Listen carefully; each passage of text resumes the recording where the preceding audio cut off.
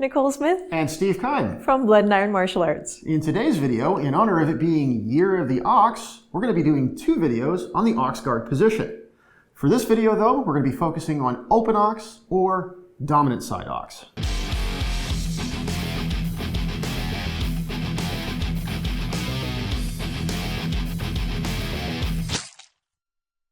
A common interpretation of Ochs is that it's a static position with your hands somewhat close to your head and your tip pointed somewhat towards your opponent. Well, what we've determined through experience and experimentation is this is actually a range of positions. And when you think of it in that way, it allows your game to be a lot more varied and dynamic. Now, it's important to be able to perform an Ochs guard correctly. Here I am in my Fool's Guard position. I want to bring up the sword, turning my true edge into the direction of the oncoming cut.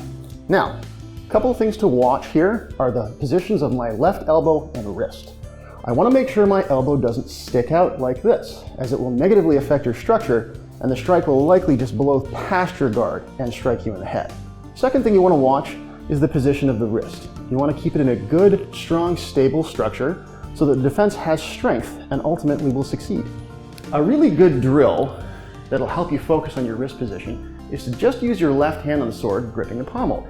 As I transition from plow into Ochs, I want to maintain the strength of my wrist in a good stable structure. If it breaks, the sword immediately loses structure and position and won't defend anything. If you have a partner to work with, you can practice your Ochs guard by having them throw a cut to your head. You'll defend in your Ochs guard, and they'll follow through, you'll shed, step offline, and throw a counter strike of your own. If when you defend, you notice his strike is not very strong, maintain control of his sword and step through for the cover thrust. Now, it's important to practice these open Ochs drills individually at first, but for a more advanced exercise, put them together in a dynamic, slow work environment.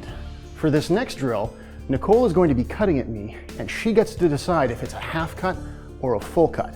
And as a defender, I'm going to need to use fueling to make the best choice during the exercise.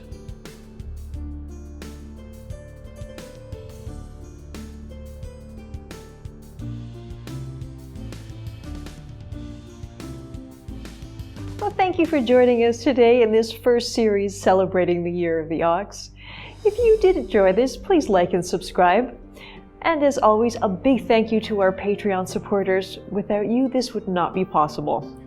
Now, if you like the videos that we present, why not try one of our live online classes by clicking the link below?